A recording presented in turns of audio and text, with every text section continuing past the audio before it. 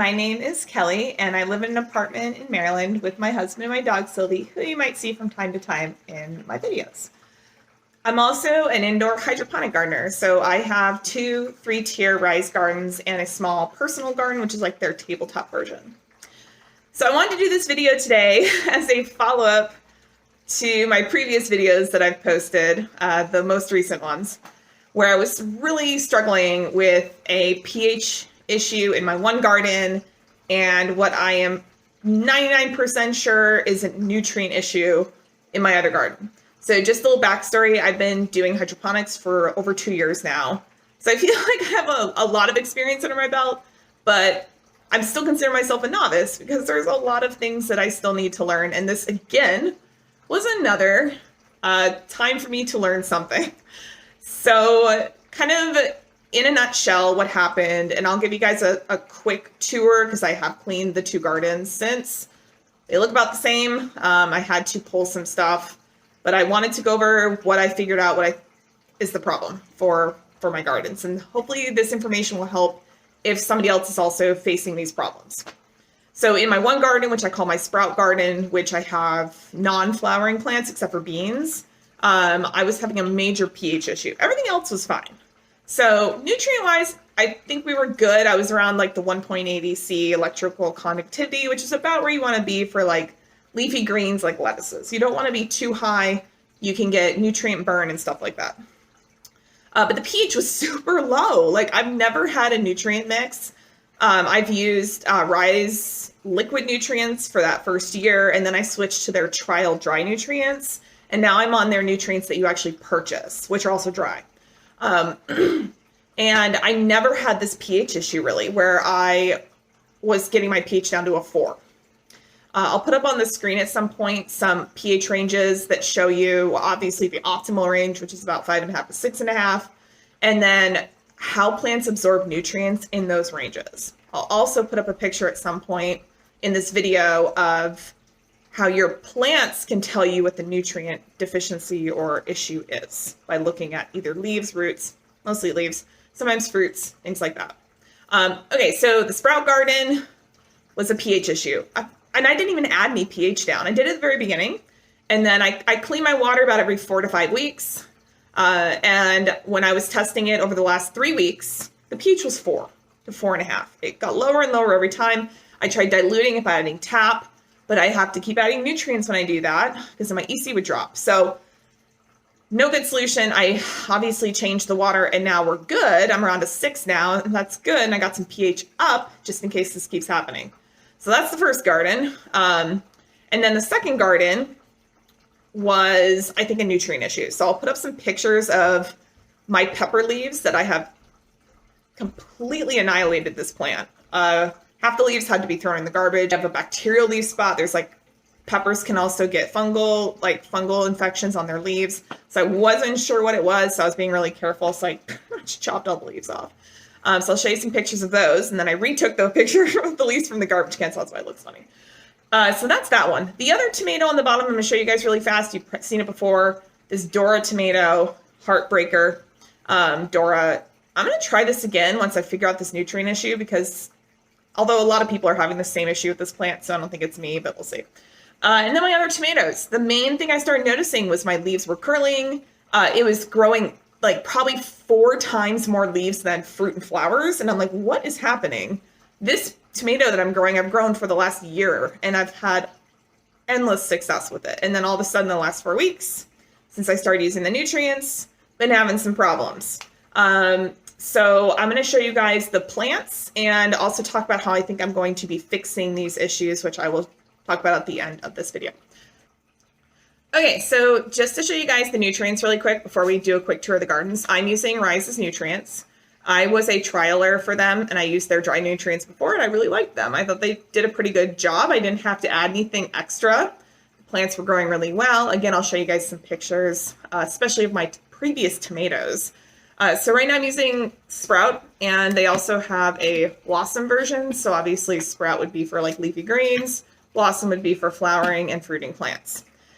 This is the one I'm having the pH issue in. This is the one I'm having the nutrient issue in. So I looked in it back, and they have ingredients, but they don't tell you the ratio of nitrogen, phosphorus, or potassium, the NPK ratio.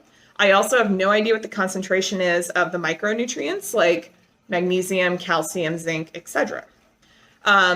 So I've just been adding it like I should be, and I've been having some issues. So just to give you an idea of how much I put in, I have a scoop. It's about 1 teaspoon. I dilute this into a gallon of tap water. I can only use tap water. I don't have the ability to filter. I don't have the income to use RO or distilled in these huge gardens. And like I said, that's always been fine. I use an EC meter to test my EC. This is the Hana. And then I also use a pH meter along with a liquid pH test kit from General Hydroponics, which is in my pH video. So I'm pretty on top of it. And like I said, I'm a novice, but like I'm above a beginner, I believe. So when I saw this happening, I was like, what is going on? Okay, so I am going to show you guys the plants really quick and kind of what I started noticing. And maybe that'll help somebody else out too. Let's start with the sprout garden. This is the one that has beans, lettuce. There is currently a huge basil in there, a chive green onion that I'm almost done with, a celery, which will be a good example of how stunted my garden is. And I had to remove all my spinach. All of it bolted instantly, probably from the pH issue that I didn't know what was causing that pH issue. So now that I know, we can hopefully move forward and be a little more successful. All right, so I'm gonna go ahead and show you guys the garden. Okay, so here we are with my sprout garden. Remember, it's pretty empty. Okay, I lost some of my plants because of the pH issue, and I have harvested lettuce, which was on this middle shelf. Up here is beans. These are Muscat bush beans. I love these things. Fortunately, they took the pH really well, but I had a ton of spinach up here. I tasted it. It was okay, and then I tasted it again, and it was so bitter and almost like woody, and I was like, I gotta just get rid of this. So I had to toss all my basil, or excuse me, all my spinach. Okay, so my beans are doing pretty well. This one over here had some issue with the roots, so it's still producing beans, so I'm not too worried about it. Okay, the lettuce is also doing fine. This is I believe it's a bronze arrowhead. That's it. Took me a minute to remember. And then the Paris Island Cos over here, which is a romaine. My green onion is almost done. I've been harvesting off of it. I had 4. I'm putting those in some eggs. I love that onion. So I usually do 4 per pot, and I have 2 more in the nursery. Then obviously my monster Dulce Fresca basil, which has been in here for quite some time, and I've had to pluck off the flowering heads a few times to try and extend its life.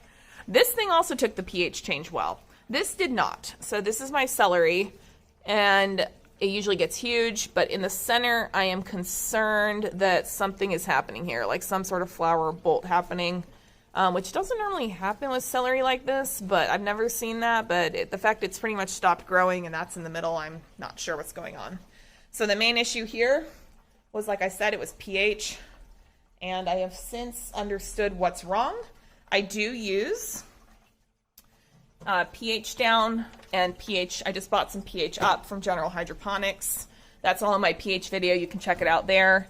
But I think I have solved this issue. So if you saw my previous videos, my plants looked really sad. Fingers crossed that solved the problem. Okay, moving over to the blossom garden. Let's start on the top because that's where more successes are happening. So this is my lavender. I started from seed. Doing great. Love lavender. In my other video, you can see some pictures of my mature lavender. Here is my mini me cucumber, also looking great. It's doing well with all the extra nitrogen, which I think is what's happening in this blend, this nutrient blend. And so is the lavender, also enjoying the extra nitrogen. But this guy will start to really get going. So it'll actually produce about 3, sometimes 4 offshoots from a single plant. I do have another tomato here. This tomato is going to go on the bottom shelf, and this is a dwarf Roma, I hope. We will see how that one goes. I also have a ton of stuff in the nursery, which is in my tour video. Okay, I also started a new jalapeno in there, and you'll see why in a second. Okay, so let's look at the actual problem here. So you'll notice that these tomato leaves are curling. That's the first thing I started noticing, besides the fact that if you look closely, look at all this extra vegetation growing off of here. Tons of leaves. Like, This is my tomato that I already had a good harvest off of. This is the second harvest, so it's, you know, never going to be as good as the first. But let's look at a tomato that hasn't had any harvest yet. Yeah, this guy's pretty sad. So this leaf curling under is definitely an issue with an issue with nutrients. If they curl up, that can sometimes be a temperature issue, but I don't have a temperature issue in my gardens. Now I got some flowers here, which is great. I have never seen them curl like this. See how they're like, for a cherry tomato anyway, the actual fruit itself is curling. All of the leaves are curling. And you can see I've given this thing a haircut. I have removed probably, see that tub down there? 3 tubs of leaves from these 2 plants. It's just growing leaves nonstop. It's growing new offshoots under here of just leaves that I've been plucking off because I'm trying to get it to focus on fruit production. But there's definitely an issue here. This curling is really strange. And they're usually so big that I can't even fit two tomatoes on this shelf. I have a third one, which I never do because these 2 will take up both shelves. Again, I'll try and find a photo of for you guys. So this is my brand new one. And already you can see there's definitely some major issues here. The curling is not great. Yeah, I'm happy to see flowering already, and this one doesn't seem to be having that same issue with growing extra leaves, but these plants are just not putting any willpower into growing fruits and flowers. So, yeah, so that's when I first noticed the issue. Now the roots are fine. Roots are great, white, beautiful. So it's definitely not a water issue. This is definitely a nutrient issue. Now I did have a slight issue with the pH again using these nutrients, and I couldn't drop the pH, and I also forgot for about 5 days. So that shouldn't lock it out to this magnitude though. Okay, let's look at the most sad part of the garden. Here's my very sad jalapeno. And what's also really strange is these are turning red. This has happened to me before, and it's probably just the stress. Now, I've harvested a ton of jalapenos off of this, so this looks really sad, but I've taken like 20 off of it. And the fruits are great, but the issue I was having, and I'll put some pictures on the screen for you guys, but let's see if I can find a leaf that's, you can kind of already start seeing some of the leaves that are doing this. Let me find a good example for you guys. Like this one just fell off. It's kind of hard to see, but do you see it? It's see-through. And it's a little yellowish light green. Again, I'll show you the pictures because that does a better job. And it also, the other ones that were turning full yellow had spots on them. So again, I believe that is a phosphorus deficiency and possibly calcium because I have some curling leaves that I also pulled off. Here's an example of a leaf that's curling. That is generally a calcium deficiency. Magnesium deficiencies can also present themselves in these leaf changes. So what I've added after my last water change is some CalMag. Now I understand that this too is nitrogen, which means it has no phosphorus and it has no potassium. It just has a small amount of nitrogen and then calcium and magnesium, which are micronutrients. You don't want to add this directly with the other nutrients because you can get precipitates out. It'll precipitate, so you'll get like chunks. And you don't want that. However, this stuff here I'm hoping will give this a bit of a boost. Just give you guys an idea of what's in here. So I just put that in yesterday. So I'm hoping that helps. And then I'm not really going to talk about this one because I'm going to try this one again, a different variety, but I'm going to try the red Dora. This is a Heartbreaker Dora. And it's about a month and a half old, and it's just super sad. But it was sad and pathetic from the beginning when everything else looked really healthy. So, yeah. Anyway, there we go. So that's the garden tour. I'm going to move you guys back around, and we'll wrap this short-ish video up. Okay, so what are some of my takeaways? Big one is ask for help. I actually asked in the Facebook group for some advice, and somebody on there who doesn't use these nutrients suggested I check the pH of the nutrient solution. This is in my other video, and that told me, I'll put some pictures up of the vials so you can see the difference. Yeah, that's pretty concentrated. Like I said, it's a tablespoon in a gallon, which isn't actually that concentrated, I guess. And the pH dropped almost a point from 7.7 to 6.8. That's a lot. just from using the nutrients. I didn't know that this would do that, and so that was unexpected. I always monitor my pH anyway, but maybe a little lesson would be to maybe be monitoring it a little more often, maybe instead of just that once a week, if that. Sometimes I would forget, maybe twice a week. I'm a teacher, so sometimes things just get away from me. For the other garden, for this blossom garden that has the peppers and tomatoes, a lesson for me on that one is doing research, and I always do research. But whenever you come against something where you're like this has been making me kind of upset, if I'm honest, you know, I've put a lot of work into this, and now my plants look like this. All of a sudden, for almost no reason that I can see, it can be upsetting in a way. Like, you put a lot of time and resources into these plants, and then, you know, sometimes you just gotta use it as a learning lesson, which is what I'm doing. A lesson learned. So for me, a lesson from this one is, you know, maybe when you switch nutrients, it might not go exactly as you planned.